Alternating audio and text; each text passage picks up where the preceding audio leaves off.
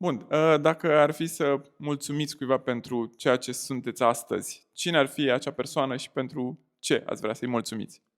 Aș vrea, în modul cel mai sincer, cel mai onest și cel mai deschis, să mulțumesc tuturor artiștilor pe care am avut șansa să-i întâlnesc, să-i descoper și în multe cazuri să-i redescoper aici la Sibiu. N-aș putea să aleg unul sau doi sau 10, așa cum se întâmplă în volumul pe care îl pun pentru prima dată din sutele de dialoguri. Vreau să le mulțumesc tuturor, fiindcă prin ființele lor, prin prezența lor, prin energia lor, prin răspunsurile lor și mai ales poate prin privirile lor, m-au ajutat să descoper ce înseamnă teatru și să mă descoper pe mine însumi. Este marea șansă și marele privilegiu pe care l-am de 21 de ani aici la Sibiu și pentru mine recunoștința pe care acum o îndrept către ei înseamnă dovada că fiecare dintre acele momente au fost clipe de grație, au rămas și reverberează în mine.